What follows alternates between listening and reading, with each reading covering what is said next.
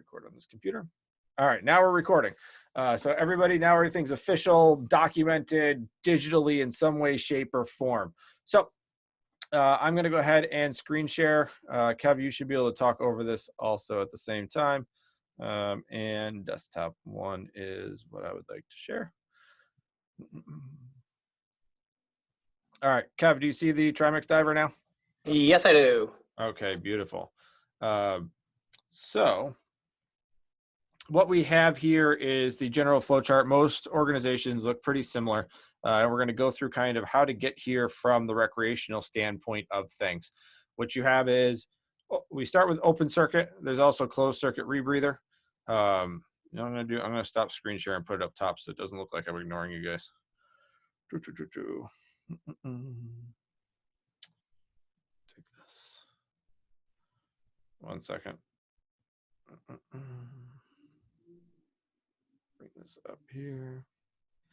Now I can screen share and actually act as if I'm looking at you guys. There. All right, you got it now, Kev? Yep. All right, cool. Back at it. So, all right, so you guys can see my screen now.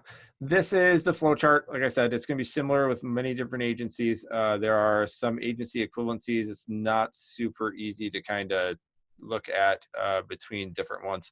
From the open circuit standpoint, we've got Nitrox. This is a little more advanced kind of mathematical Nitrox. And Chris Hamlick, who I don't believe is here currently, was asking the question. He wanted me to answer, do you need to be super great at math to be a technical diver? You do not. All we're doing, and when we start talking about being a technical diver, it's just a little bit more involved planning of your diving. We got a massive gray area. One of the ways I like to show people is I'll run a dive plan to like 150 feet, 160 feet, and have that, and we'll talk about their dive plan from a recreational standpoint. And I'm not sure. Let's see, participants 10. Oh, I'm going to admit these people before we get too far. Admit. We got people in waiting rooms. Boom. All right. So back to what we were talking about. So one of the examples I use of the gray area of technical versus recreational. Kevin, what are you doing at the end of every single one of your open water dives as a recreational diver? Get a debrief. In the water. What's the last thing you do? Well, one of the last things you do in the water. Coming on up. Coming on up? Yeah. Double check all your, well, in terms of what? Dive plan. Skill sets or? Yeah, like in a regular dive. At the end of the dive, you end every dive with a? I'm going to at least go do well, if I'm recreational. Water still diving or? Yeah, recreationally. At the end of the dive, what do you do?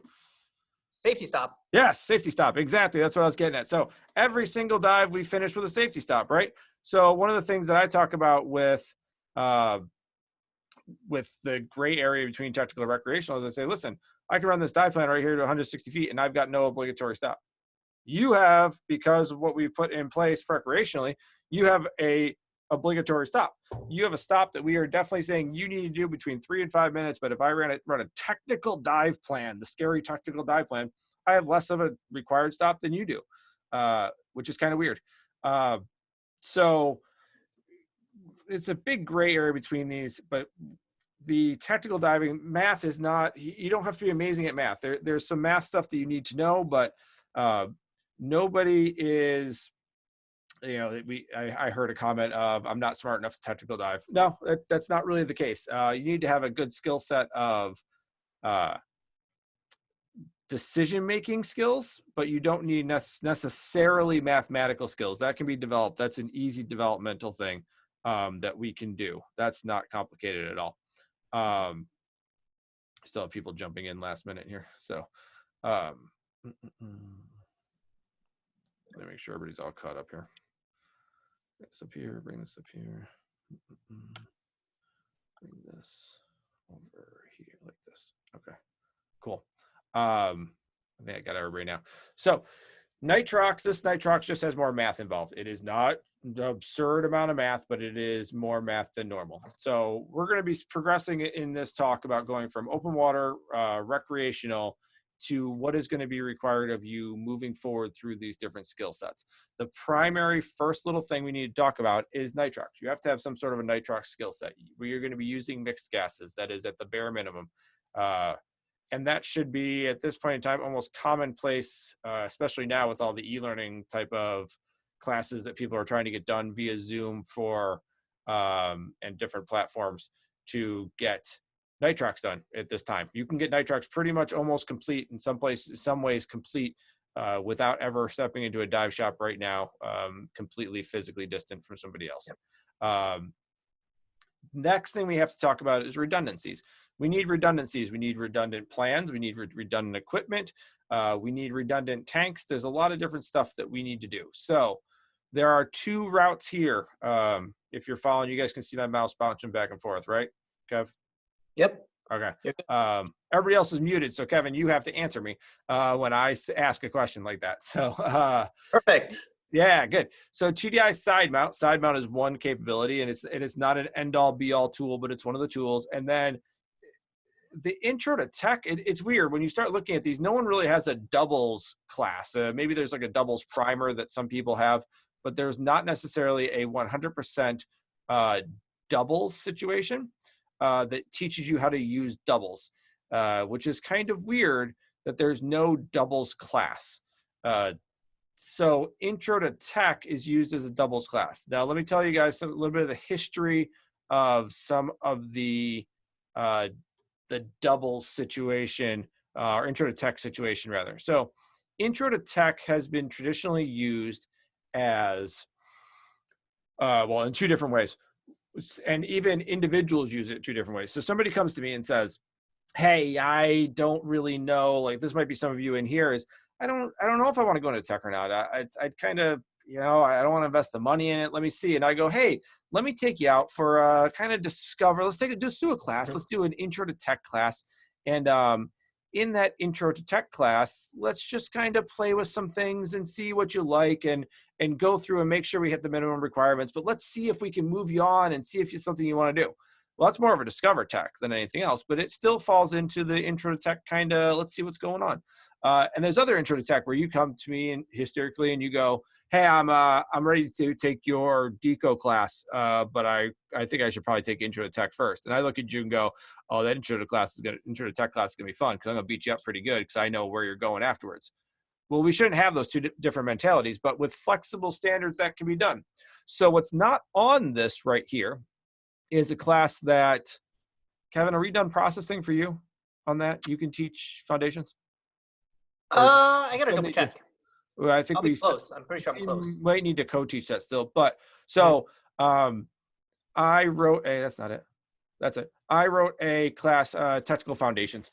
Technical Foundations goes a little more, significantly more in-depth over intro to tech. These are not readily available.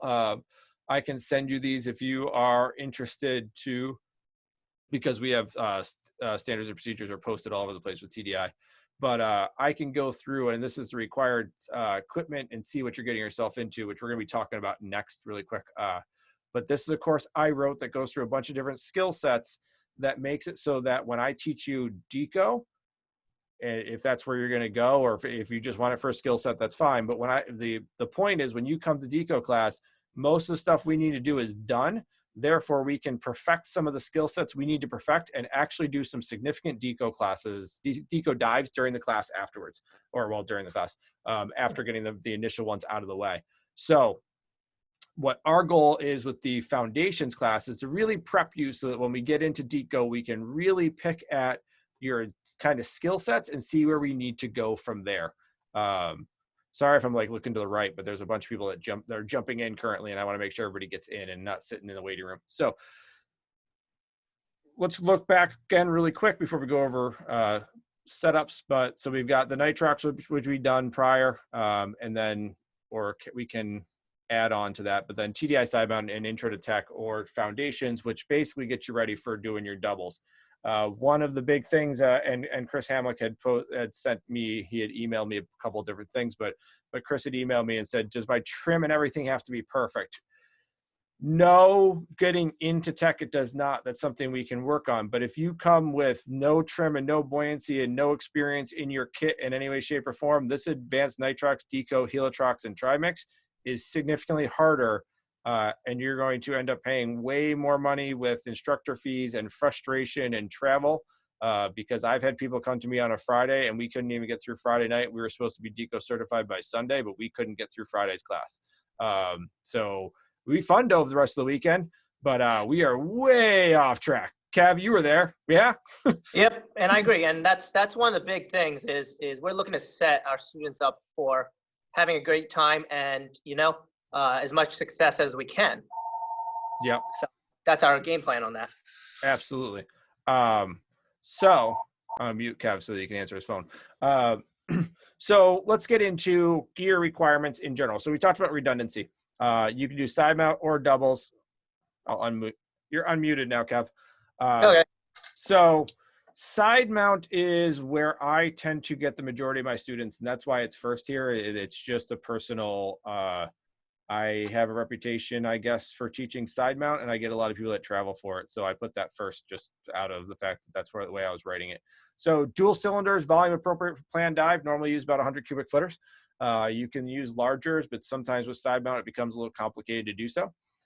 2 independent first and second stage regulators, which is basically a side mount setup. Buoyancy compensating device with the power inflator. For side mount configuration, what this is any of those side mount setups, the Hollis Katana or SMS 75, the Dive Right, the X Deep, any of those sorts of side mount BCDs. It's tough being in the Northeast because minimalistic doesn't work as well as a little bit beefier type of system, but you hear a lot if you get into side mount forums about how you need the most minimal system possible. Man, my 200-foot dives up in the river, St. Lawrence River, I love my Katana too, but I don't know if that's my choice rig to be doing that with. I like my SMS 75. There's lots of different reasons, but that's just me personally. Primary and backup mask. We're going to be working on skill sets of being able to take off the mask and grab a backup one and put it on without losing buoyancy in any way, shape, or form. Primary and backup light. This is massive. This is so huge to me. This drives me nuts. Lights, good lights, nice tight beam lights. This is a communication thing because you've got so much gear on and you're trying to manage all of that and manage talking to your team. Having lights for communication, it's even passive communication. So if I'm diving in this position, if I can go like this and I can see, like quite literally, I just did a buddy check. All right, there are lights there. It's not moving. Or it gives me an okay or whatever. If I can do that, this is my buddy check for my team, or down a little bit, as opposed to what you guys are probably used to without lights to being like, oh wait, yeah, there some. I need your light. That's so huge. I can't stress enough. Getting a good quality long light. I really love the Dive Right ones personally. They're a nice tight beam. They give lots of options. There are other ones, but those are the ones that I've found that I love right now. Line cutting device, John line when appropriate. Depth gauge, the classic stuff. Ascent reel with surface marker buoy. You should have already done surface marker buoy stuff. If you haven't, get on it right away. Sending a surface marker buoy is huge. So not in this class, but if you take solo with me, you do a blackout mask Dsmb throw blind, completely blind with it completely stowed and separate to pass my solo course. I'm not sure if you're copying that, Kevin, or not, but that is, it doesn't take much to actually truly do it, but it gives you an idea that if you were completely blind in salt water and you couldn't see a damn thing, that you could actually get up and, yep. And then there, I teach you a way to, control your ascent rate at the same time. Exposure protection, massively prefer dry suits, especially for our situation. Slates, wet notes. Wet notes a little bit over slates is my preference, but that's the kind of the setup.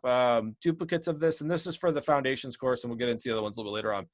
Doubles is essentially the identical thing, copied and pasted, but with a double set instead. Independent and isolated back-mounted doubles are allowed to be used, but a nice regular isolated back-mounted double set is kind of preferable overall. Same stuff, buoyancy compensation device adequate for lift, backplate and wing. which we train from day one. I know, Kevin, you're in the same boat at this point in Yep. time, doing backplate and wing for open water students all the way throughout. We give the options for the other stuff, but don't really go through it too much. So required subject areas is, I can send this to you guys. Required skill, performance, and graduation requirements. Land drills. We do a lot of land drills. And so with this foundations course, I'm going to spend a little extra time because this is not something you can readily see with the foundations. And it kind of answers that foundation, that truly, pardon the pun, but that's why it was named what it is, the foundation of technical diving that we need to really, truly get there.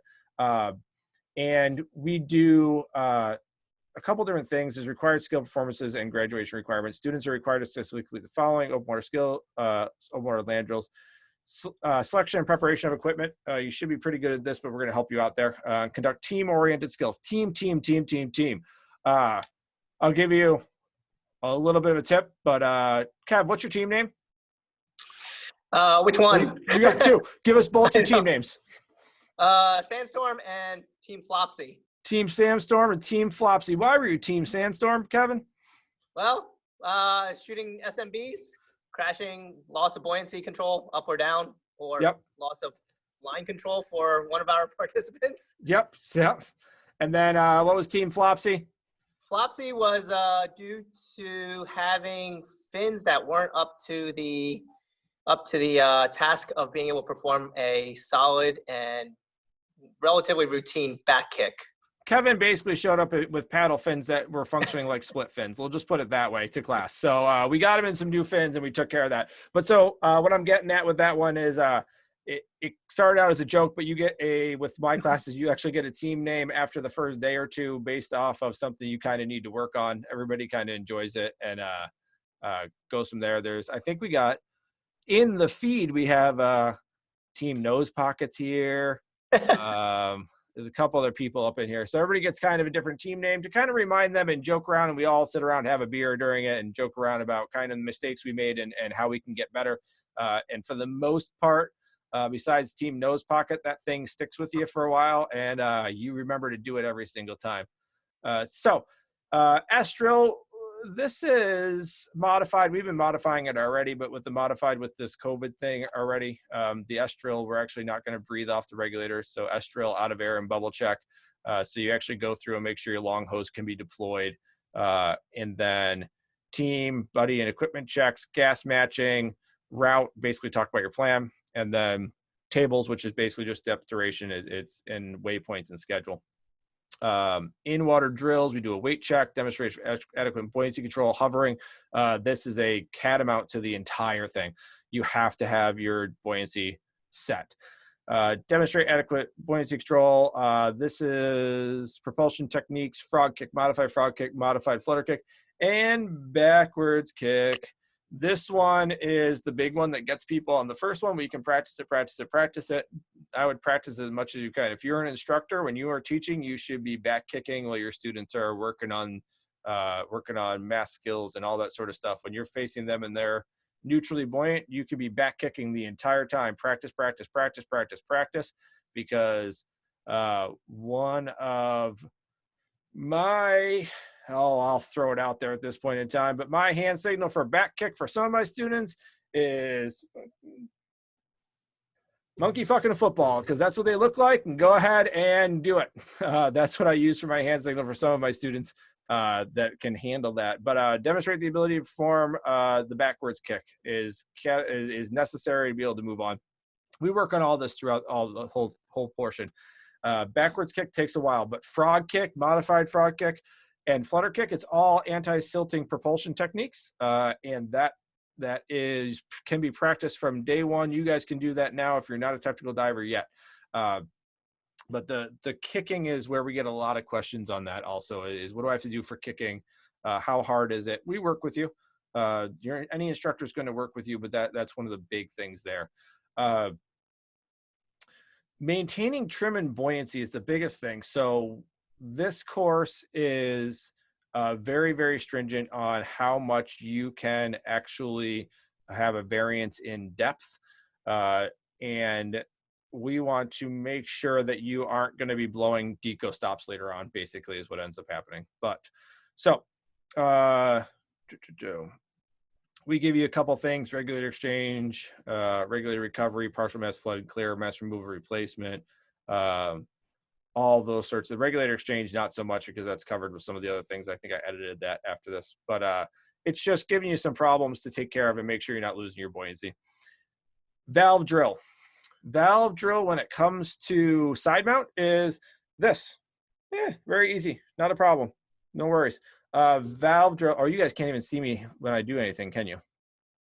Because I'm not screen sharing. Valve drill when it comes to, let me stop this screen share really quick.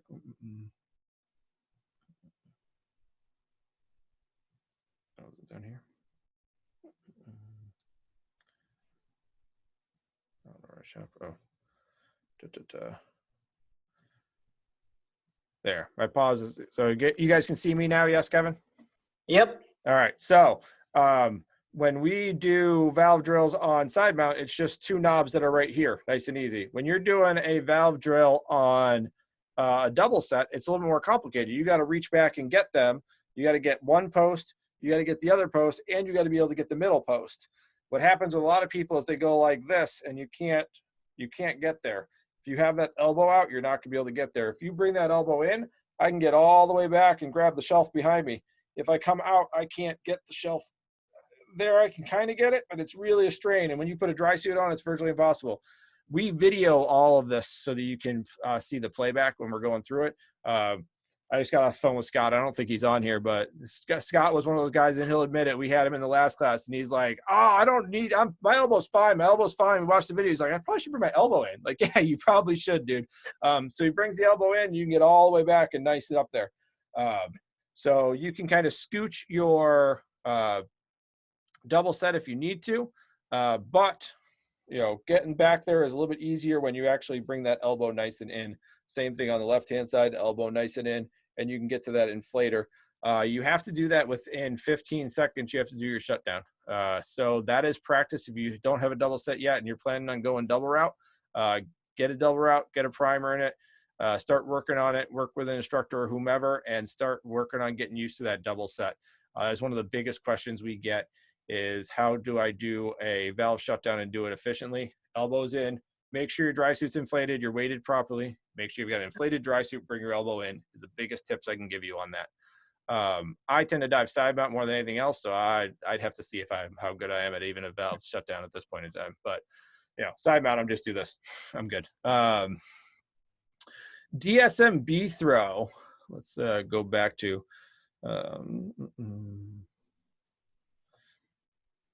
Good. All right. So Dsmb throw. The biggest thing with Dsmb throw that I see is I like to have an open cell bottom. I like it to be about 6 feet long and about 8 inches wide. And the proper technique that I have found that works for me and works best for my students is you only deal with the reel separately or the spool separately, and you deal with the Dsmb separately. So I get my Dsmb kind of set up initially. So I get it unfurled and I put a little bit of a breath of air, a little tiny breath of air so that it sits nice and straight up and down for me. So you puff of air, it sits nice straight up and down. It's vertically in front of you and not just kind of wrapped around everything. Once I get it there, not so much that it's pulling me up, but just a little exhalation, that just a little puff of air that keeps it vertical. Then I get my spool out, I wrap my spool, I clip off my double ender. I clip it off. I get everything set up and everything tied. I get it away from me. I prefer to use my long hose to inflate. It's up to each individual person. There's a couple different techniques, but that's how I do it. Take it out in front of me, get it nice out in front, inflate it, get a nice big inflation to it, let it run. I run a Delrin spool, so if there's not a current, I can just let the thing go and it will come right back down to me. I take my clip out and I clip in. Once it's settled, to get it nice and tight, and you want to wrap around the spool. You don't try to spool up. You don't try to spool up. You wrap around the spool. So as we come up, I get 1 foot and wrap, 1 foot and wrap, 1 foot and wrap. It should take about 2 seconds for you to do the 1 foot and wrap, which is an appropriately fast ascent rate. So we cover all those again, but that's kind of like how we do that whole thing. So that's a good practice for you getting ready for the a technical dive class and coming in with just letting it. So if you've got that base down and we can just, you know, brush that up and give you some pointers, class goes way faster and it's much more enjoyable when that's going on. So back to the foundations course. The foundations course, like I said, we're going to spend a little extra time on this because this is where we develop everything from here. There are 6 dives with this foundations course. This is a prerequisite for someone to take Decoe class with me. If you've done intro to tech, I will let you test out of this, but it is much worth it if you come and take this sort of class from somebody. There's a couple people currently that can teach it. I think Sean Bierman, Danny Rivera, Kevin Pang's going to be soon, and Mark Powell's in the process, I believe. I'm not sure whether he's gotten there or not yet. So there are 6 dives here. Kit perfection dive, buoyancy, trim, streamlining, rigging adjustments. So when somebody comes to me, they come to me with their kit. They come to one of those instructors, they put them through an initial kit dive to make sure, because if that's not in place, nothing's in place. Team communication dive, team. A full briefing in depth led by teams, not the instructor. I would model it on a previous dive or dives. In-water communication emphasis and full awareness of buddy, including light signals. Like I said before, lights. Get yourself a nice tight spot light. Debrief using the planned format similar to Gareth Locke's debrief model. I use Gareth Locke's debrief model. For the most part, if you're going to come to me for anything technical or professional level, I want you to have at least gone through the human factors e-learning. Dive 3 is valve drills and tank removals. If we have separate tanks or however we're doing that. Replacements depends on depending on configuration, depends on where you're going with the whole thing and what sort of experience you had previously. Propulsion is the next dive. Each dive has got a singular focus, so that we can really focus on that, work on it, video, look at it, and then they compound on each other later on. So perfect and demonstrate the following kicks: frog kick, helicopter kick, back kick, modified flutter kick, modified frog kick, modified flutter kick. Then dive 5 is emergency procedures, buddy out of air, free flow, stuck inflators, all sorts of fun that I can throw at you because now I'm confident in you and I want to see if you can handle emergency sorts of situations so that when we get to anything emergency wise, you are super comfortable in Decoe class or later on. Finishing dive. Basically, if I found something I need to poke and prick at to see if you are capable of earning your pass for this class, this is where I'm going to poke at it, or we're just going to have fun and see how you do.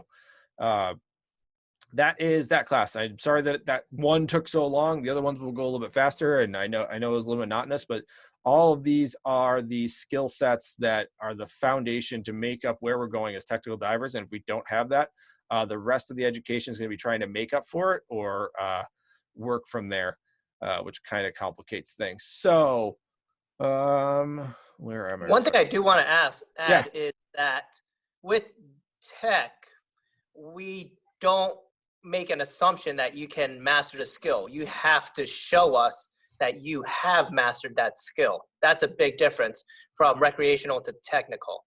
Mm-hmm. I would agree 100% there. So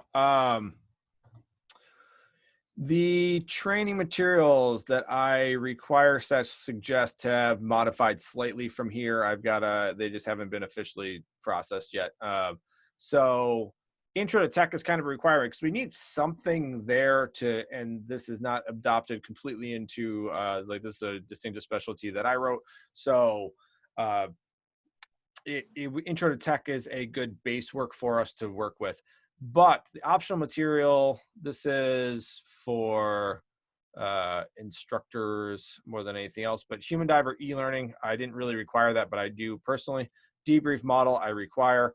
The materials that I do also highly suggest, virtually require is Mark Powell's 2 books, Decoe for Divers, especially if you're going to go into Decoe, and then I think it's Intro to Tech.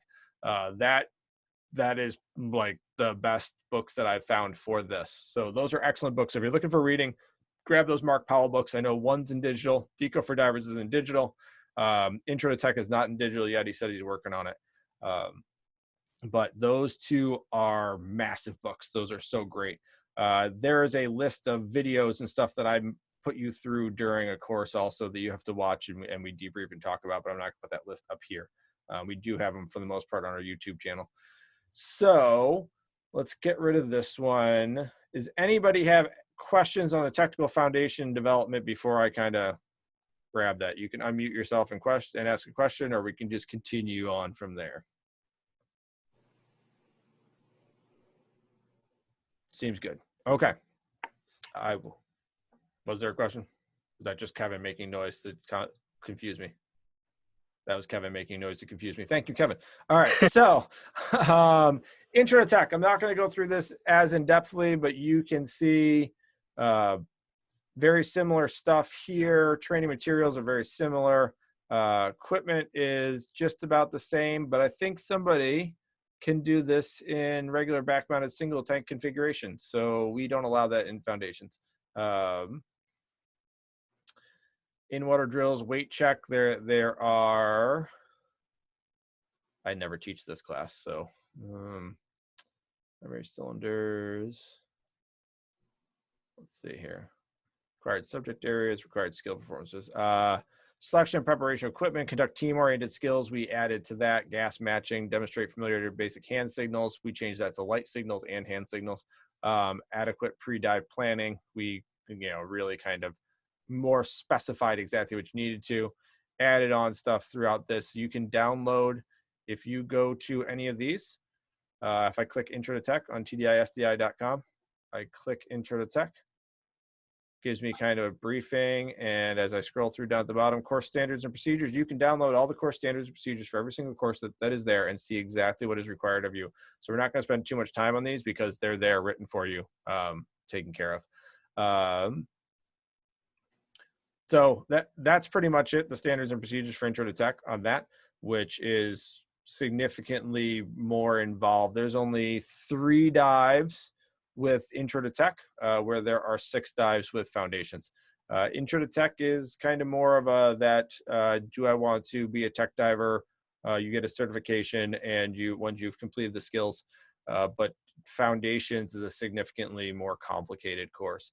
And as you can see, Intro to Tech is off the side here as a side mount. They are not required to get into technical diving. You just need to have experience getting into technical diving. So you do not need the Intro to Tech. That's a question we get quite often. You don't need Intro to Tech. You don't necessarily need foundations. It's an instructor-driven protocol. So me being the instructor currently, and Kevin, I'm assuming, would also require this. A couple other people require foundations in order to move on. I know Danny Rivera is requiring foundations to move on. There is no bypass here. Foundation sits right there for them. So it's instructor dependent, but if you're paying for technical level instruction and you're really dedicated to it, you're going to want the best, and having some places put in there would be beneficial to people. So Intro to Tech standards is gone. So this brings us, we'll come back to this. This brings us to advanced nitrox, this portion right here. Advanced nitrox is the basis for real true the gas blends that we need to know and decide how we're going to use. And this is where we start really getting into PPO2s and all of that sort of slightly more complex math. Again, not super complex, not to the point of being scary, but a little bit more complex. So partial pressure of oxygen is essentially the percent times the atmosphere that you are being exposed to. So there's maximum operating depths, and we take a little bit more liberty and allow like a 1.6 on Decoe, only like a 1. Normally I'd run like a 1.2 or 1.3, maybe a little bit lower. On my rebreather, I run a 1.1 PO2, and it's just your percentage of oxygen times your atmospheres for depth. And that gives us the whole idea there. This is teaching you how to utilize, not so much how to fill. We have a filling class, but it's how to request, what to look for, and how to dive it safely. Let me give you a story that we, I forget whose class it was. We were getting ready. One of my guys was filling tanks using, watching him using the correct flow rate, using correct everything. We had all the tanks staged, labeled. They get labeled at the filler, and then they get labeled when we bring them out. We went ahead and analyzed the tank, and we all said, "What's that smell? That tank smells like it's just came from the pool, like, and it's a noxious smell of chlorine." And it turned out it was my Decoe bottle that, when it was filling, the trichloro seat in the valve burnt with the O2 adiabatic heating past it. It burnt out the seat and basically filled chlorine gas into my Decoe mix. This class talks about those sorts of ways of looking at it and putting in safety procedures to make sure that what you are using is right, and that you can go through and develop the habits you need to use higher oxygen percentages. Now, the interesting thing about this is a conversation. I don't remember who I had this conversation with. Just quite recently, I had this conversation with somebody. Ken over at Professional Divers. Advanced Nitrox. So we were discussing just general, standards and procedures here. The nice thing about this, so this is Nitrox mix 21 through 100%. As Kevin said, we do a safety stop. Now, if you get Advanced Nitrox certified, you can do your safety stop with up to 100% oxygen. It's not a Decoe stop. You're not going into required Decoe, but taking this class or teaching this class can allow the user, the person that's getting certified, to utilize up to 100% oxygen at an appropriate depth. So you can do a gas switch. You can do a gas switch and actually get onto 100% oxygen. If you're concerned and want to drop your nitrogen level on a regular recreational dive that you think was a little bit deeper on repetitive dives, and you've got oxygen available to you, go ahead. Absolutely. If you take this course and you've passed this course and you've got the knowledge base on this course can allow you to. And that's a question we get a lot is there a benefit to that? Yeah, sure, there's a benefit to that. So if you take this course, you can do that gas switch. People, we're using Nitrox for a reason, and you are trying to pick the best mix. If the best mix means a gas switch, then if you are experienced and feel comfortable doing a gas switch, especially if you're taking side mount, you do gas switches every 1,000 PSI anyways, or, no difference of more than 500 PSI. So you're doing 1,000 PSI gas switches, you already can do a gas switch. We would teach you how to do an appropriate gas switch, and it's a buddy check, and you show them the gas and you get it confirmed, because most accidents happen on an inappropriate gas switch. But you're just switching to another gas that's up to 100%. That's all this class is. It's nothing scary. It is just teaching you, because things are a little bit different, and how to really truly properly analyze your tank and label it and deploy it in a correct, safe manner is exactly what this Advanced Nitrox is all about. Again, these are the TDI versions. They might be named something slightly different, but this Advanced Nitrox diver allows us to go ahead and use up to 100% oxygen and do a gas switch. So, and it's normally lumped in. If you look, it's normally lumped in. It can be lumped into Intro to Tech. I'd have to double check. We can probably lump it into Foundations also. Advanced Nitrox itself is not a huge amount of diving involved, especially if you're already doing gas switches and stuff like that.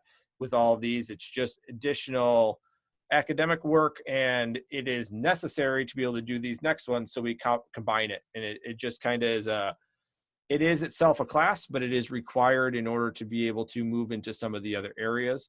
So that course, up to 100% oxygen, being able to do a gas switch, which is fairly simple overall, but having someone go through all the labeling and how to label and how to do the team switches is a big benefit. Decoe Procedures. This gets into the question where, we get, if somebody wants to be a wreck diver, if somebody wants to, is there anything to truly see down deeper? Why would you take Decoe? I don't get it, type of stuff. I was in Belize, and they, this past August, and they're like, there's nothing past 100 feet or 120 feet over here. Okay. Well, you guys are on a wall, right? They're like, yeah. Okay. And I had my rebreather, and they're like, there's nothing over there, but could you look? Yeah, I could look. I'll go look. So I peeked down there. I said, there's stuff down there, guys. Like, yeah, I know that you don't think there's stuff past 120, but there's stuff past 120 here. There's a lot of stuff past it. They're like, you think you could like tell us about it? And I was like, yeah.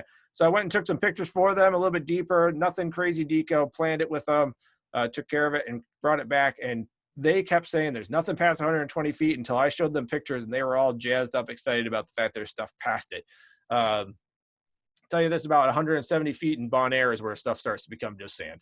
Yep. That's the one. 170 in Bon Air is just sand after that. There's some deeper stuff out there, but it's sand.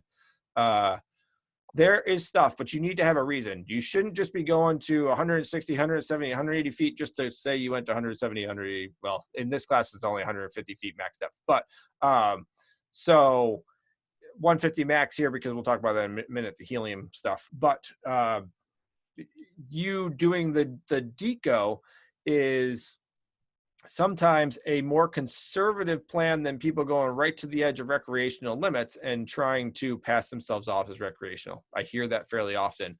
Why should I take deco if I can go to 130 feet and stay right up to the black box? Is what I hear often.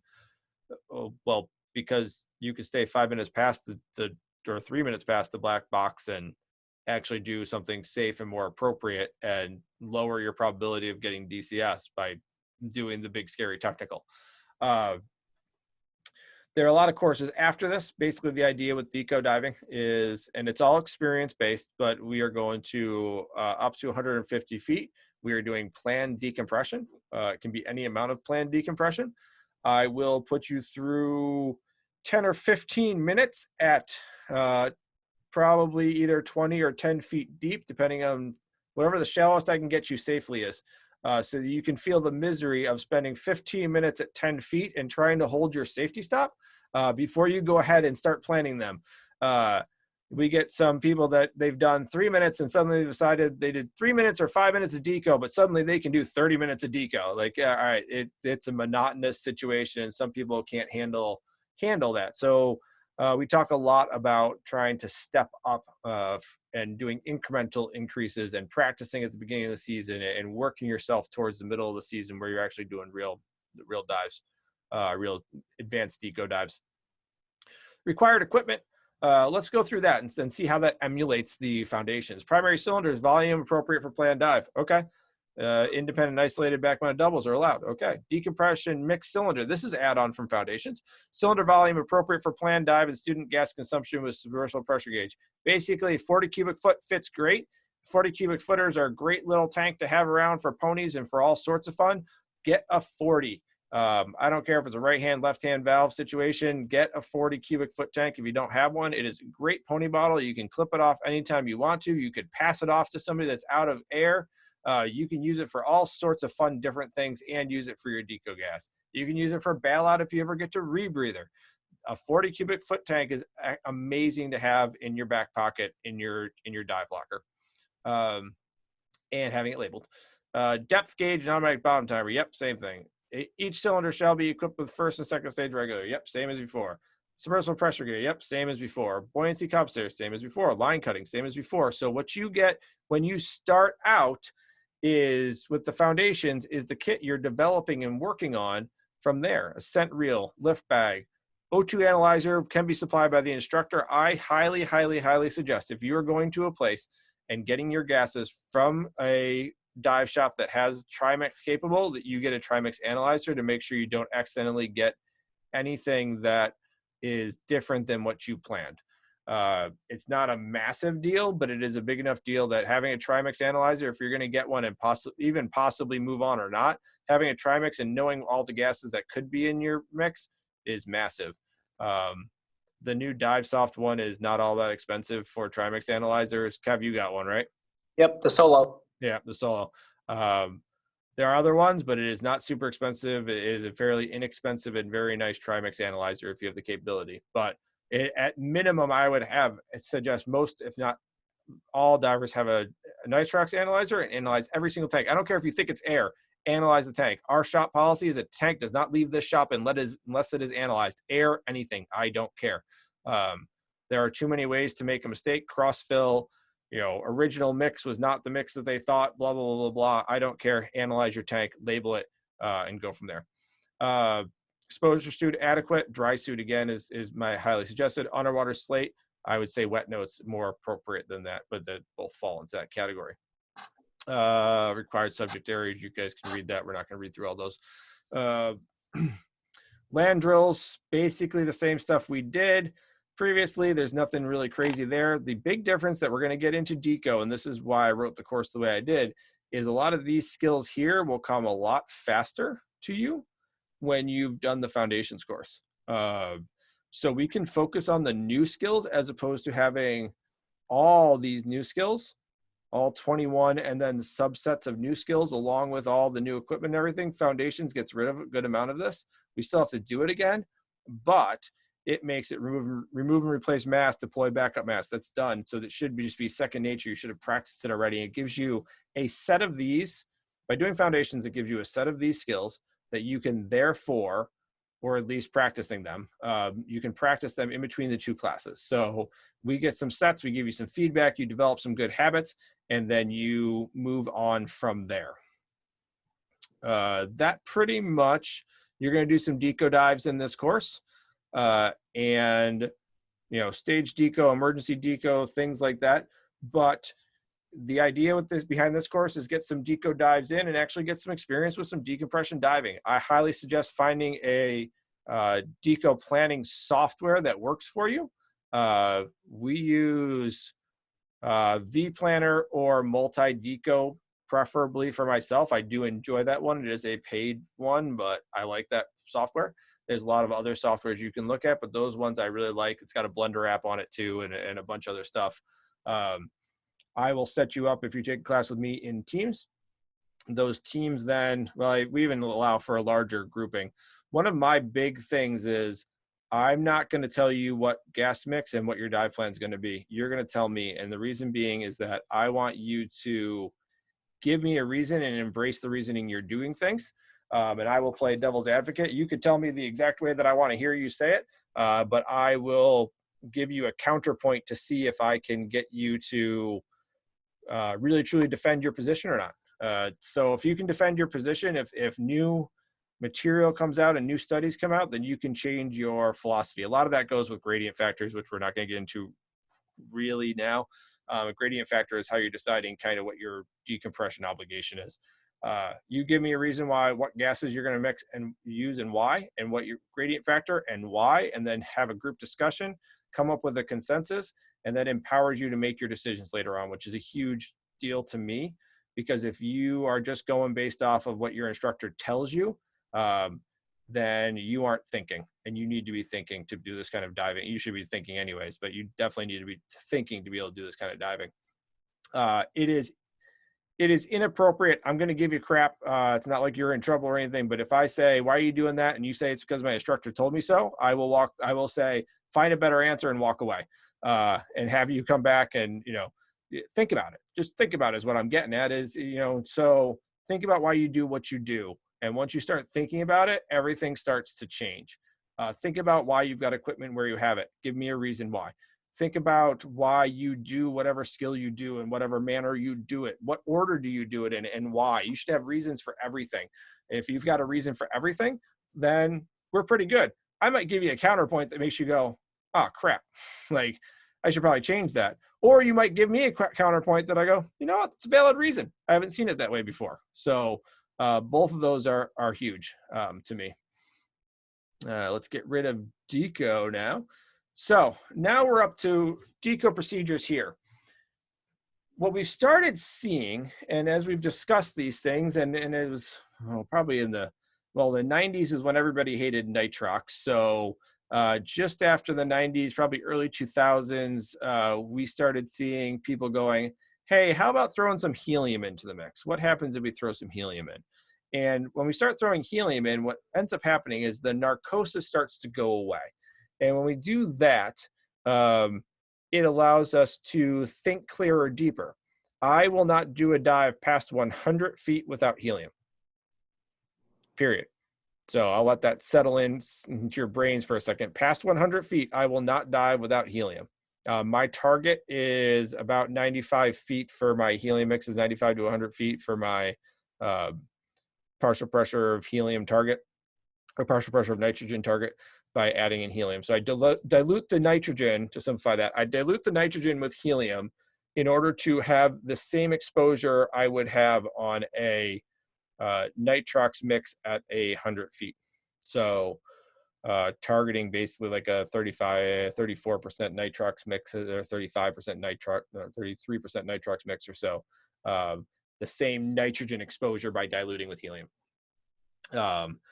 It's hard to simplify and actually have it make sense. It's easier when it's actually more complicated. I know it's kind of counterintuitive, but so helium, throwing helium in. Now we've got Helitrox and Trimix, which are two slightly different courses, but the idea is how much helium you can put in and what you can do with it. So as we dive deeper, the partial pressure of, let's pause this really quick.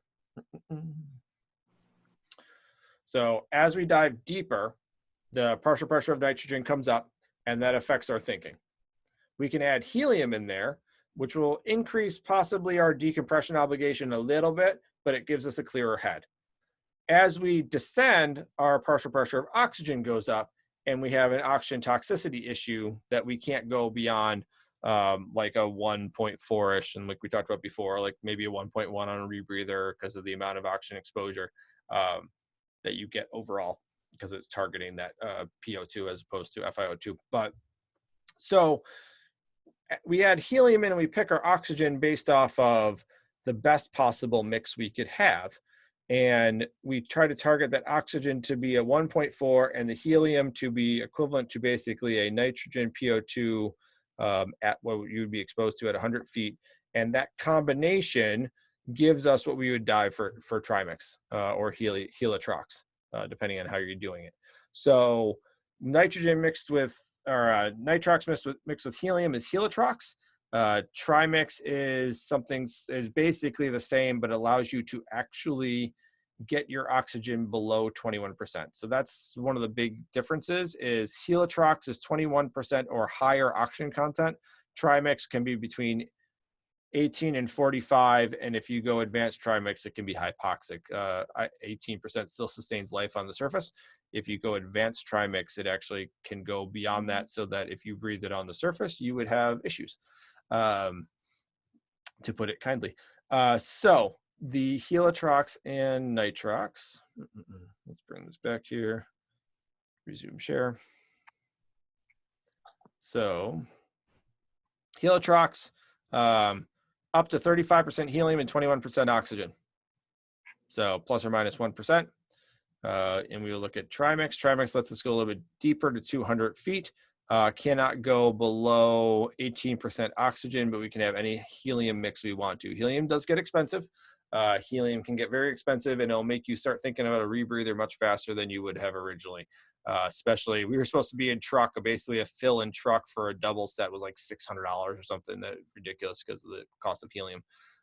Not sure what the current market is, but you're gonna be looking at a couple $100 for a fill, probably 150 for a fill on back gas for technical diving. So you don't want to do it all the time, and you want to do it appropriately. But when I teach Decoe, if you take a Decoe class with me, you'll see me with probably 10-15% helium in my tanks to teach you Decoe, because of the fact that we can get, I want to have a clearer head. Now with that, coming back to another one of the frequently asked questions, look, these are equivalent to each, oh yeah. Yes, I'm screen sharing, good. So Decoe Procedures and Helitrox, you guys see that these are equal to each other. I can teach you Decoe with helium.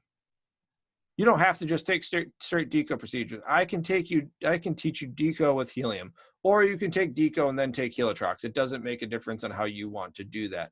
Helitrox covers all the same stuff that Decoe Procedures does. Where you run into a potential issue is dive operators when you go to do Decoe, and them saying, well, all you have is a Helitrox card and you don't have a Decompression Procedures card. Sometimes they get a little iffy. Most of the time when you get to this point, they don't bother you all that much. You probably know the dive operators at that point in time. But Helitrox covers Decoe Procedures. They are equivalent classes in the grand scheme of being able to do obligatory Decoe. You can just add a little more helium in there. Trimix and extended range get you deeper to 200 feet. Advanced Trimix is beyond 200 feet. I highly suggest that if you're going to go into rebreathers, my personal opinion, and I know people disagree with me on this, is to take as much open circuit as you can before you actually go into rebreathers.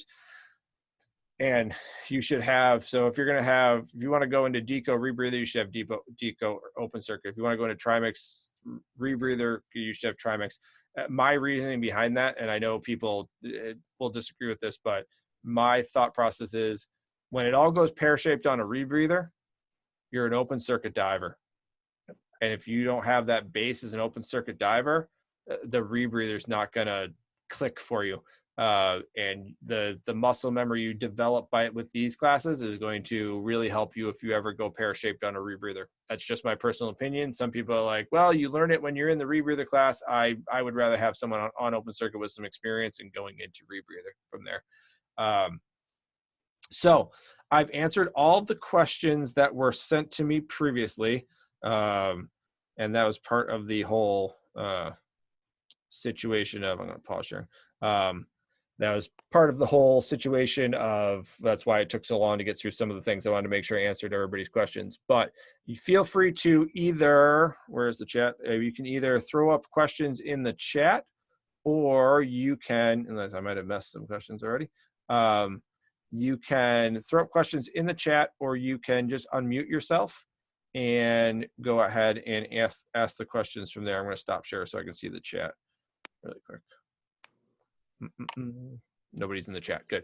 All right. So does anybody have questions? You can raise a hand. You can wave at me. You can type in the thing and type away, or you can unmute yourself and ask.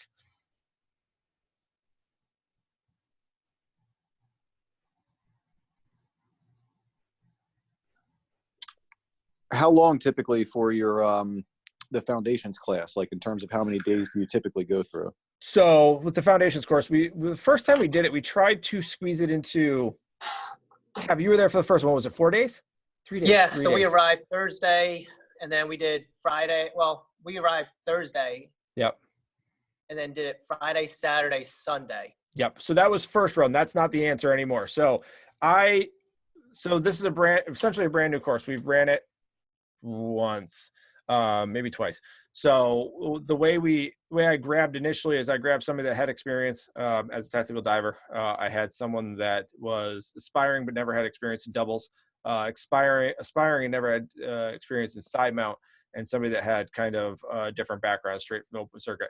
What we found was, what we thought we were going to find is exactly what we found, is that people needed some break time and practice in between, and we got really compounded on it. So what we do is we do a weekend where it is, there's 6 minimum dives. We normally do about 8 now. And the way we handle it is the first 2 days are the kit and the propulsion. So the kit and propulsion is where we're setting up the foundation for that course, also foundation for the foundations course. And we really develop the entire thing and make sure everything's in line, because it's all going to compound on top of that. And we spend 2 days just doing those 2 dives.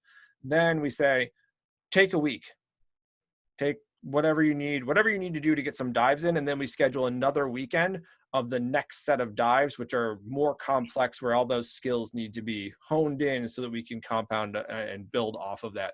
So it's 2 weekends. And normally we take a break weekend in between is how we do it for the foundations. Yeah. Okay. It can be done. If somebody comes in and says, I've got experience in doubles, yeah, we'll talk about that. We'll find one other person with experience in doubles and put you through potentially a weekend and see what it is. But when someone signs up for that, we tell them if they don't get through, it's going to cost extra for coaching sessions later on, is how we organize that. Because, all right, I'm taking your word on it, I'm going to do something different. All right. Yeah. You weren't as good. I've had people before, they're like, I guess I'm not as good as I thought I was. Like, yeah. Sure, yeah. I had one guy that came in, he was like, man, I want to get out of here early on Sunday. And by like Saturday midday, we knew they weren't passing. He was like, I feel like an ass. And I'm like, it's okay, man. Like, you didn't know where we were at. It's all right. And he's like, yeah, I'll make it up to you. I'm like, all right. So, well, let's say, like, hypothetically for the 2 weekends, just for scheduling reasons. Yep. you know, if I was to do a weekend and then not be able to do it 2 weeks later, but let's say do it a month later or Yeah. something along those lines, you know, you could That's- accommodate that, I assume. Oh, that is even more preferable. Like most people like try to get it done. If you have a weekend, you can get it done. Like you do the first weekend and then you've got a bunch of days to practice and you come back like honed in and you need extra time to practice. Yes, please. All right, cool. Because that makes our life, because we're going to watch video later on. And if you are doing back kicks, I'm going to pick on Kevin because the team Flopsy. Kevin, and he had the entire course, but the last day, for some reason, Kevin was like back kick and straight vertical. I don't know how the kid did it. He did one back kick and was head down towards the sand. I don't know how he did that. But when we watched the video later on, we're like, don't go head down. Like, what the hell am I going to tell you about this? It's so bad that there's no feedback I can give you. Where if you've got some things down, I can go, oh, hey, look, your core is weak. You need to really strengthen up your core and you really need to get those legs in a little bit better position. You're getting weak here, or one leg's weak and the other one's not. If it's really bad, there's not much I can say other than, well, we got to make it better than look at it. If it's pretty good, then we can really refine it. So it makes a difference for actually having more time based off of that. Yes. All right, cool. That's the And my situation is one where it really proves the point of, you know, if you make any changes to your kit, because for what we did was we just changed my fins. Yep. We went to a different fin. And which is what huge. which is amazing because you don't think, oh, a fin is that much of an issue. And yet, just by changing that little component, you can't do a back kick again. And I think that's our big point is the foundation class is, as its name implies, the foundation to everything else. Jason and my job is more to mentor you through this process and not so much just be an outright teaching situation. We want to see what you're capable of and slowly evolve you and mold you into having the skills necessary to proceed further and to be able to do it successfully. Yeah. And to clarify for anybody that came in late, Kevin is becoming an instructor in a lot of the technical stuff. He's one of my students. So we're co-teaching things together. I'm in, I guess, technically instructor training Kevin, but basically he's more so just seeing the intricacies of how I'm doing it if you came in late. So, so Kevin and I are working together, and I'm not sure if some of these are his Jersey people or whatever, but Kevin's down South Jersey Scuba. So we were working together on some things. And the foundations is in 40 feet of water, by the way. Yep. So we can get as much time as possible. And also there's no reason for me to go any deeper than that, because what are you going to do at 60 or 70 or 80 that you're not doing at 40? So that's another question that's very common. Other questions? Anybody else? Uh-oh. Yes, Pendergast? What you Can you hear want? me? Oh, I can hear you. I'm ecstatic about this. Hello, everybody. This is So, Team Nose Pocket, by the way. Yeah, Team Nose Pocket. So I actually have a comment. I think we can all agree that as a sport diver, taking the rescue course is an absolute, and we all know the benefits why. So having taken Decoe and advanced Nitrox, it really did the same thing. It made me a much more skilled diver, more knowledgeable, safer. Foundations, Decoe, they're going to do the same thing. Even if you're just going to stay in the sport realm, it's going to make you a that much better diver. And I think that's all of our goals, is to become the best diver. That's what I wanted to say. Good, thanks. And that's a very good point. And I bring that up. I'm going to take care of Michael's question in a second. But when I teach an IDC, I always say, "Oh, who's going to apply for the deep specialty right out of the bat?" Like, oh yeah, me. All right. So you ever seen your computer in Decoe? No. Okay. I'm not saying you need to be a Decoe diver, but if you're going to take your students deep to the brink of, if something needs to be solved, you're going to go into Decoe. And the first time you're ever going to see Decoe on your computer is when you go ahead and take your students out of that pear-shaped situation. I got a pressure pot in the back. Why don't we just at least store your dive computer in there so you can see what the screen looks like? So to highlight on what Jim said, Pendergast said is, yeah, that's that's a good idea to take, even if you're going to stay in recreational. There's a SDI or TDI article on why take technical when you're a recreational diver and the benefits of it. I think I just posted the other day. So, Michael, where do you do the classes and dives? So the way this has worked is that I tend to travel some for this. It does make it a little bit easier to teach it out of my shop some. I know Kevin's come up for classes up here.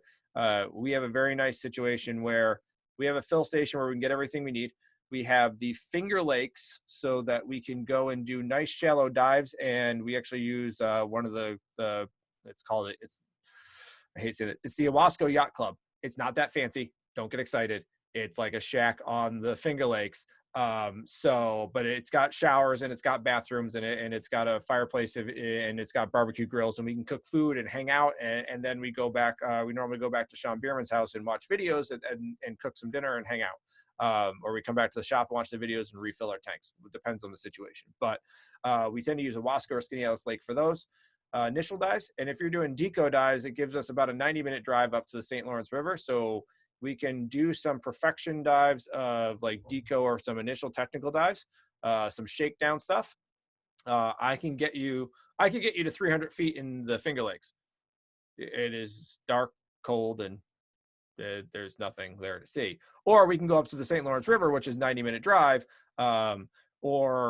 I know Don's here. We could go out and we can get Decoe on the St. Pete if they let us do it off their boat. We could do it off their boat too. So we can do it any way, shape, or form. And you know, people are depending where people are coming from. So if I got to go do the initial ones down at Dutch Springs, that's easier for Kevin. That's easy. The initial stuff is the initial stuff, not a problem.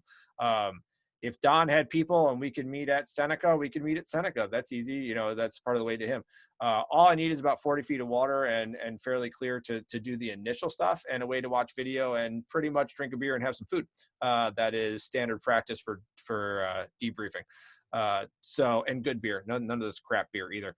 And then for the real dives afterwards for Decoe and Trimix, we try to get you on some real wrecks. And that's part of the foundations course too, of saying, okay, let's put you into foundations and do some of the stuff that's not as exciting in the first course, and really focus in on the skills. And the focus is the skills. Focus.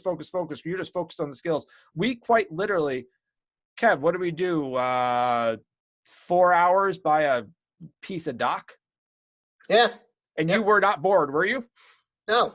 You No, know we what? did. There's so much you're working on. Yeah. So there's so much stuff right in that foundations course that you don't even know that you haven't seen anything other than a segment of dock that we put the cameras on. That's it. Like, you're focused on what you're doing. So when we go to do Decoe, we go, all right, one dive of the focusing on what you're doing. All right, check. Beautiful. Or two dives, you know, whatever we need to go. All right, you want to go see some wrecks? Like, let's go do some wrecks. Let's focus on our Decoe, and we got to focus on our Decoe. But the water time spent to get our Decoe racked up is on 1800s, 1900s shipwrecks. Let's do that instead. That's our goal with those ones. So anywhere I'll travel pretty much to do the foundations, as long as we have we don't need any special mix. We could use Nitrox, but burn 40 feet of water. We could use air. We can use whatever. Foundations is very easy. I just need a spot to put a camera. And I've got a couple of different camera mounts, and normally whoever's assisting the instructing has a hand camera that we video with. There's a lot of different ways we do things. So that's a no-brainer. Decoe, we try to use St. Lawrence River. It's an easy drive for most people. I'm not sure where everybody's from, but it's pretty easy drive for most people to come up to the St. Lawrence River. The other thing is the hotel right next to my shop's like $100 a night, and the hotels up in A Bay are like $300 a night. So the 90-minute drive becomes very worth it. And we can get gas mixes down here, and we come back and hang out and chat and eat and fill our tanks and get ready for the next morning. And it's pretty easy from there. It is a little bit extra driving, but sometimes it's pretty easy. It'd be the same thing out to the St. Pete with Don. It's about the same drive-ish for us. So nice and easy. You know, they've got gas mixes too that we can get from them and stuff like that. So it's easy. But that answers Michael's question of pretty much where do we do the classes. Classroom stuff. It's weird. So classroom, I didn't really answer. Classroom, I can do it via Zoom. We do some of it because of travel. A lot of it is through Messenger applications and emails back. I mean, really it's more messenger because we like to have the immediate feedback. Everybody kind of gets on and talks dive plans and blah, blah, blah. One of the things I didn't kind of talk about is I mentioned it in like the whole thing is when I take students on, I interview them and they interview me. We sit down normally, and we can't right now, but we normally sit down. We have a bar stool table out in the front of the shop. We sit down, we look at the standards and procedures like we did today. They get to know me, and I say, there is no offense in any way, shape, or form. If you come back to me and say, I don't think we're going to work well together and I want to find a different instructor, can you recommend somebody? I'll be like, absolutely, I can. 100%, not a problem. I'll give you a list of people.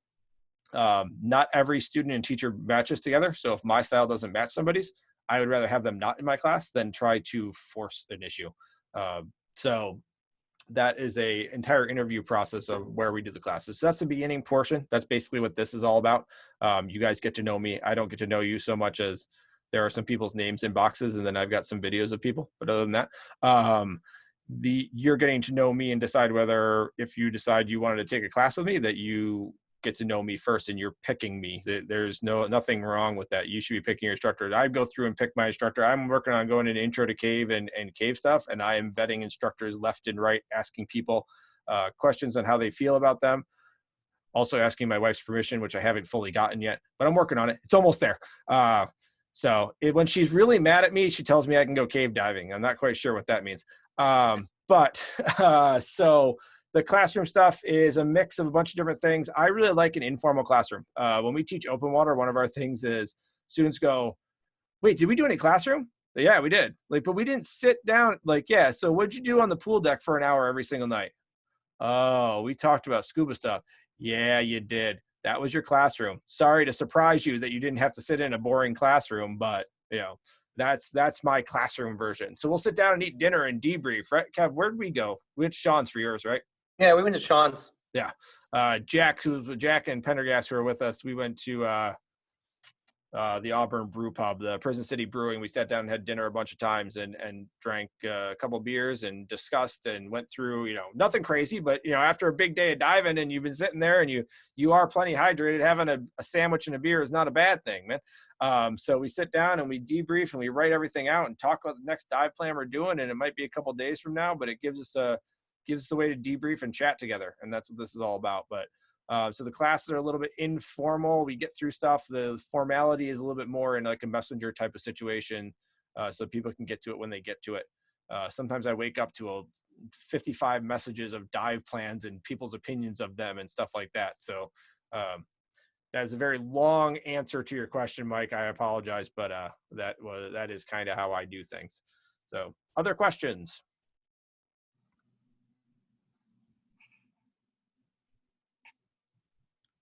You can type them if you want to type them.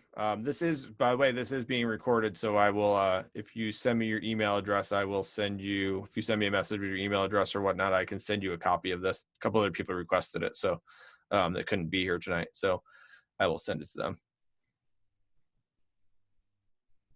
No other questions? Kevin, you got any questions? I don't have any questions. I do have one comment, and it's that, if you're just thinking about jumping into technical or thinking about it, call your local dive shop, call us. Mm-hmm. Yep. I know Jason and I are usually already shooting text messages back and forth like 5 a.m. in the morning. Yeah. So, we start early. And that's the thing is at this point, start thinking about what do you yourself see? What do you want to be? If you don't have that questions, then feel free to ask us. Okay, well, where have you guys dove? Mm-hmm. And what do you guys like? And then maybe we start fleshing out ideas for you. Yeah. Michael, does Kevin teach fundamentals in New Jersey? Yes and no. So Kevin, is this Michael Brown that I'm talking to? Quite possibly. So does Kevin teach fundamentals in New Jersey? Kevin is going to be able to teach fundamentals in New Jersey. Currently, Kevin cannot by himself teach fundamentals or fundamental foundations. It's foundations there, Michael. But foundations is he'll be able to teach foundations. We're going to co-teach it together. And once he does that, then So let me back that up. Kevin could probably apply and get the foundation certification right now. Kevin is doing the right thing and saying, can we teach together for one? And then go ahead and do it. He doesn't have to do instructor training with me at all, but he is doing it because he wants to be a really good instructor and wants to go through it again because there's so much involved. So let me lay it out there that is not because of Kevin's talent in the area. It is because he wants to co-teach it more than anything else. So does Kevin teach it in New Jersey? Yes, he does. Will he be teaching it by himself? No, he'll be teaching it with me, I assume, as long as he still wants to hang out with me. Do you want to hang out with me, Kevin? Yeah, and you know what? At the end of the day, I think that's our biggest strength is that we are mentoring the students. So the more instructors that you can get to help out and get around the students, the more different aspects they can see. Yeah. There's very rarely a time in technical diving where one person's gonna say everything outright. It's gonna be it's always gonna be a team approach. Yeah. Oh, absolutely. And most of my technical students or foundation students and stuff like that are people that are either instructors or about to be, or dive professionals in some way, shape, or form. So, you know, it's nice having that professional. And even we have a lot of people that just want to co-teach just for fun. And that, I love that. The co-teaching thing just for fun is just, yeah, that's how we teach rescue. Rescue is great. It's Sean and Clay. I just bowed out completely because they do such a better job co-teaching than I could do by myself. I'm like, you guys do your thing, man. I'm done. You're better at it than I am. So I'll just tell you how you're doing your compressions wrong. I'm a respiratory therapist. I do CPR a lot, just to throw it out there to clarify that. Any other questions? I think we have people that want the copy of the foundations and some of the probably foundations. Yeah. Everything. So I TDM. will so I have Mark, I already drafted an email a little bit. If you guys want to put your emails in the comments, go right ahead and I can email it to you, or you can email it to me or send me an email. Jason.meany@tdisdi.com. You know, I'll put it into the comments. How about that? It's way easier.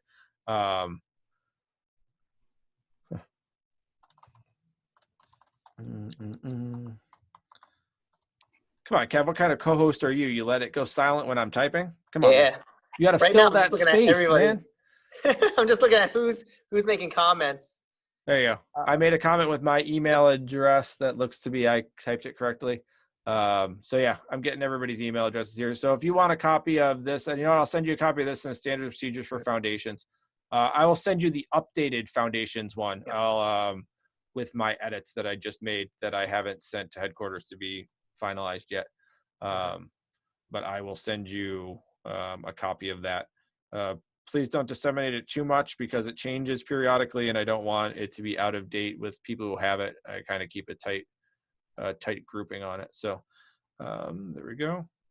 So feel free if you have any questions to go ahead and shout them out. I'm just adding emails here so I don't lose anything. I don't want to lose anybody's email addresses here. So I will make one mention. I will make a mention that our classes are very flexible.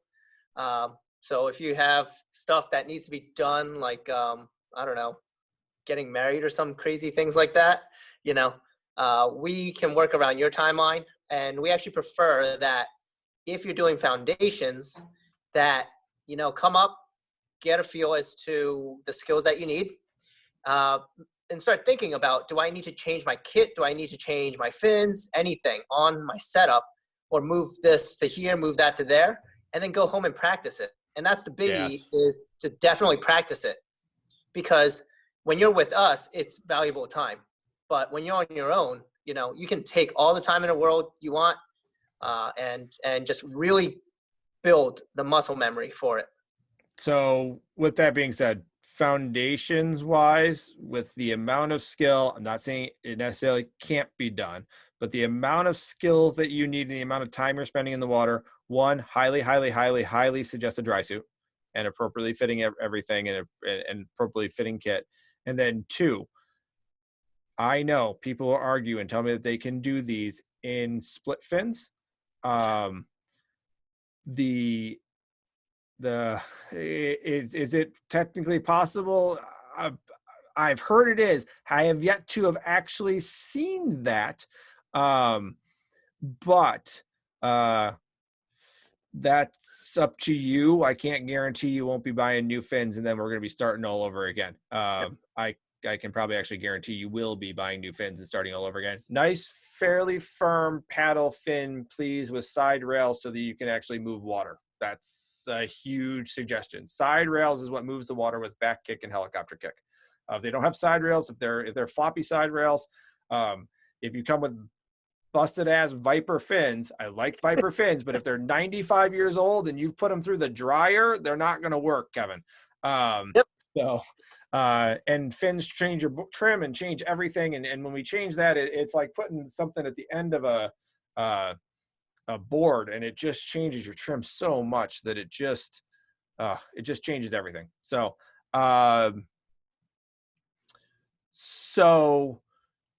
Doug asked a question. I know it says privately, but I'm going to address it to the group because I do get this question and I should have answered it long before. And so he brought up something I didn't talk about. Solo with foundations.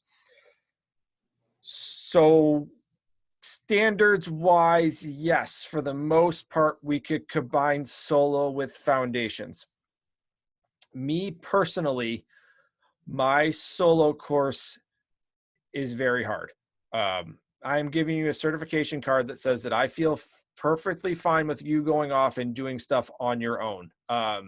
The solo course will be significantly easier if you were to do foundations and then we added on a little bit of stuff for solo at the end. Yeah, that we could do. Solo is very hard with me. Not ridiculous. We would then go and do the blind Dsmb throw where we did it in a blind mask. I would be, the way I teach solo is we go and do some dives together because the standards are very non-specific. So we go and do some dives together. I watch you. I find areas where I think you might possibly slip up later on. So if something's a little bit sloppy, it will be an issue for you. If you touch something with your fin, you will be entangled in that. We just go through, and actually I think you're better off if you do foundations first and then try to go into the solo from there. It really will prep you very well. It takes things to the next level because I want to make sure that when I hand you a card with my name on it, that you can go in the water and are fully prepared to handle everything on your own. So yes, but it's not going to be one of those things where some technical instructors will be like, well, you did tech, so here's your solo card too. No, sorry, that's not how I do things. And that's one of the things where I make sure that people know that right up front, that my solo course is very, very hard. You're going to learn a lot from it. I have multiple people who have said in the middle of the class and said, I really appreciate this class. I've learned a ton, but I'm not coming for more dives because I'm good. Like, okay, you're good. So that as long as you've learned something and you feel that it was a good course, then that's great. But it's a very complicated course. So we can do some dives afterwards, absolutely, and try to get you a solo qualification, 100%. But I don't combine them, and it's not an automatic write-off like some instructors do. And not implying that you're asking that, but I want to get that out there because some people will do that and say, oh, if you're a technical diver, you clearly are capable of being a solo diver. Like, well, no, there's a difference between planning to be by yourself by accident in a team situation and entering the water purposefully on a solo dive. Those are slightly different plans on how you plan it. I lay out everything, and it takes about, it's probably about 100 to 200 square feet to be able to actually put out everything and make sure, double check and go through checklists to make sure I have every single thing. Forgetting something for a technical dive is a big deal, but your buddy should have it, or your teammate should have it. Forgetting something on a solo dive could be you died. So you would have to be buddy separation and forget the item you needed to die on a technical dive. You would need to just have forgotten it on a solo dive. So that's the discrepancy there, I guess, is what I'm getting at. So you could get separated from your teammate. Okay. And then you'd have to also need the thing you forgot versus all you need to do is need the thing you forgot. So that's my difference between the two. And that's why I harp so heavily on it. Sorry to give such a long explanation, but other questions? You can type them if you want.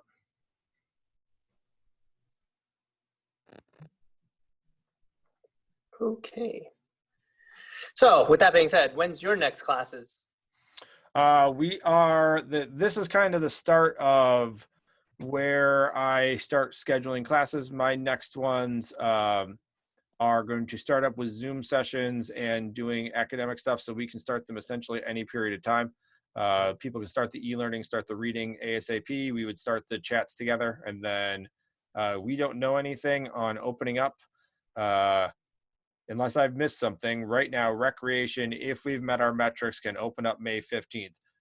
To tell you the truth, it is snowing right now. When I walked into the shop, it was snowing. So last time I taught foundations, it was snowing, but I would prefer not to start off the season in the snow teaching foundations. So it's probably looking like I just got a request to go down to Florida to possibly teach something, but I don't know if I'm going to do that or not. And then somewhere mid-June is where I'm going to do that. Mhm. So, yeah. What about you, Kev? So I think I'm in a little bit different of a boat down here in South Jersey. We've never really had a technical shop in this area. So I'm finding myself having to build the base from the ground up. With that being said, I am offering seminars to start off with, just getting people into the mentality of, okay, here's what you have to think about, and let's talk about it. Let's see what gear you have, and let's proceed from there. The other part is also getting people in the pool to try out, the side mount rig, the back mount rig, and let's see which one you're more comfortable with, or which one suits your style better, or your type of diving. And then from there, it's going to be figure probably June-ish. We'll start going hard into the dive side of it. But if people want, we're already starting to get out the e-learnings. So go ahead and start signing up for that. And then we can figure out your dives, we can figure out the classroom and everything else once we get you into it. Gotcha. So Mark did ask what the general cost of foundations course is. I did promise, because there's a bunch of people that had sent people into this as just a general question and answer type session. Send me an email and I will tell you what my pricing is if you're considering taking classes with me. I'm more than happy to do that. Because I'm sending this out to a bunch of people, the cost is dependent on the instructor. I don't want them to use my cost versus their cost, and our cost to do business is very different. My cost to jump on Don's boat or Dana Hunt's boat is very different than somebody going off the coast that Kevin's is to go on Gypsy or whatever. So that's the situation. That happy to send you a price quote if you send me an email. That is perfectly fine. But I'm not just going to throw it up there so that people can willy-nilly. I'm saying that you are, Mark, but so that people can't grab a hold of it and be like, oh, look what the pricing is here. All technical courses, for the most part, with the amount of time put in them, I'll give you this. All technical courses are in the $1,000-ish range to $2,000-ish range, depending on what they include, what they don't include, the amount of instruction. We do it's blatantly advertised, but we'll do coaching sessions. Kevin, are you doing coaching sessions too? Yes. Yep. You set up coaching. So we have coaching sessions, which you can purchase per day, basically. A lot of people have been going to this model also. And then it's a 1 diver, 2 diver, 3 diver, 4 diver cost. And the coaching, you would just go ahead and do whatever skills you need to do, whatever you want to work on. You can say, I want a coaching day. I want to do 8 hours. I want to do 4 hours on Dsmb throws. Okay. So you get 4 hours of my time and or an instructor's time. We go out and we just do Dsmb throws for 4 hours, maybe some extra stuff, but, here's why you're messing up, because your buoyancy's off, because we need to fix your kit. Get out of the water. Let's fix your kit. Let's get back in. Oh, look what that fixed. All right. You put it in a spot, you can't reach it, try tying this way, try doing this, try doing that. So the coaching involves more of it, but normally when you're talking 4 days of instructor's time is about the going rate is somewhere in the mid $1,000 to $2,000 range when you start talking like that. So that's seeing the market price. That's about where it's at. So, but then, like I said, it depends on, people base it off of their rent and their gas fill prices. I know Danny Rivera and Danny and I talked about this a lot, him to fill a tank is absurdly expensive because he gets destroyed by electrical charges to turn on his compressor. So for us, it's much cheaper. If we move to Salve, New York, which is just over the one town away, electric is like a penny on the dollar over there. So it'd be very different for us. So that's, long answer to that again. But yeah, you can price quote different people, but understand most of the time it's exactly what they need per hour, and then their expenses on top of that. So good question though. Other questions? Yeah, go ahead. I would say the bigger point is as you had mentioned, is find an instructor that you really work well with. Yeah. It doesn't matter how many hours you spend with an instructor. If you're not working out well with that instructor, you're getting no benefits. So it doesn't matter how much money you decide to spend. I mean, it's just not going to work. Yeah. Yeah, I agree with 100%. Yeah, you got to find an instructor that's worthwhile to you, that you think is going to be worth it, and that you blend very well with, and that makes all the difference in the world. I will travel very, very far to find an instructor to work with, and that's it. Just to me, it's added cost to make sure that I get what I want out of a course. I'd rather spend an extra $500 or $600 and have it be worth it than just get a card and have saved $1,000. So. Sometimes, obviously cost comes involved. You can't pay the world for something, but I went and got my Nitrox. I got an initial Nitrox, then I went and got my Nitrox with Dick Rutowski, who basically created NOAA Mix 1 and 2. He was working for NOAA when they came up with NOAA Mix 1 and 2. I went and got my hyperbaric certificate and my Nitrox card.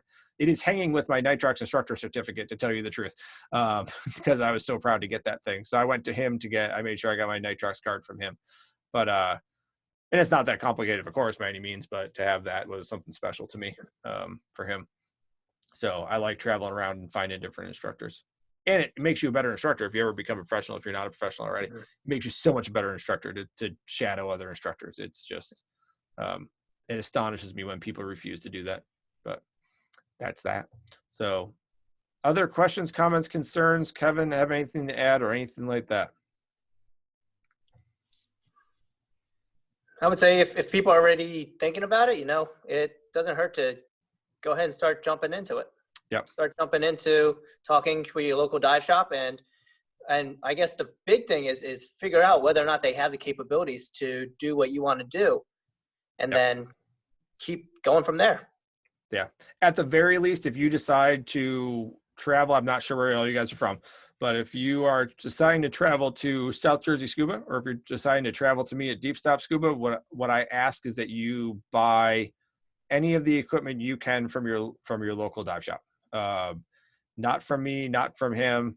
I'm speaking for him, but I believe that he feels that way, because that's who sent you to us for the most part, and you need to support them in general. And we're getting the training dollars out of it, and they should be getting the equipment dollars out of it.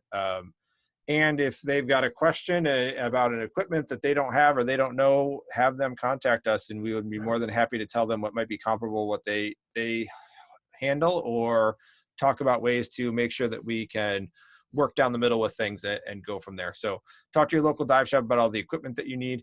Kind of talk to us first to make sure it's what we're expecting, because I love local dive shops, and most people, I know Don, if he had a question, would call me right away and say, hey, what does this guy need?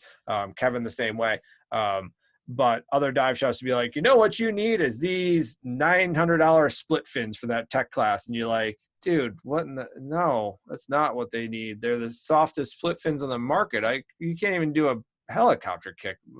Okay. Go to your local dive shop for it. We are more than happy to work with them. We can make a product list for them. We can discuss it's a big investment, and I don't want you to make it twice. That is huge. And I think Kevin feels the same way, but yeah, there's good stuff from almost all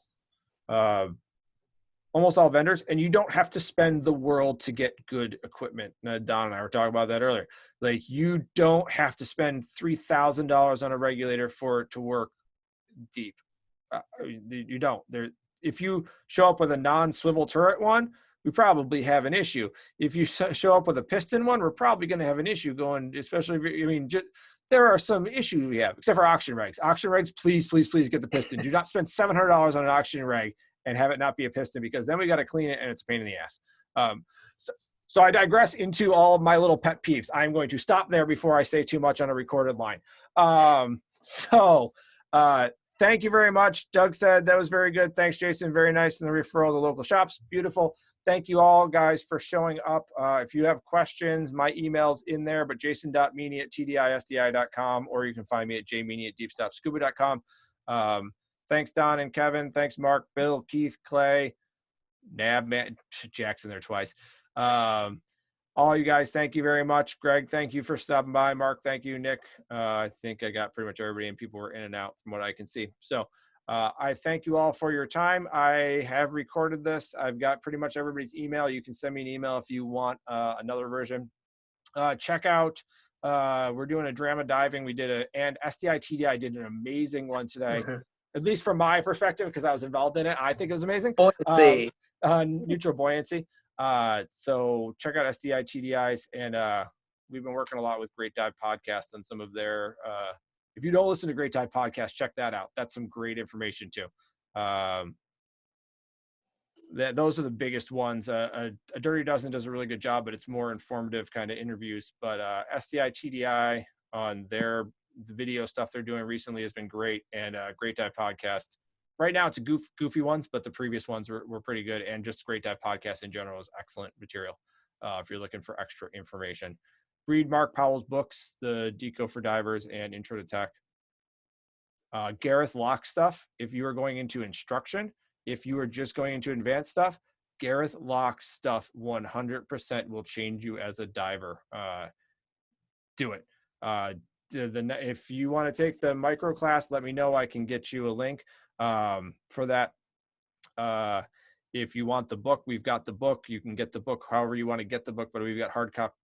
Might be signed hard copies. I'm not sure. Most of my books are signed that I sell in the shop because that's the only way that they have any value compared to Amazon. The Gareth Locke stuff will absolutely 100% change you as a diver. The stuff that he talks about in there and the human factor stuff is amazing. And we talk about it a lot during the technical dive classes and instructor classes in general. I think that pretty much takes care of all of it. So yeah, we can start anytime if you want to. You can start purchasing gear from your local dive shops because a lot of them have pickup.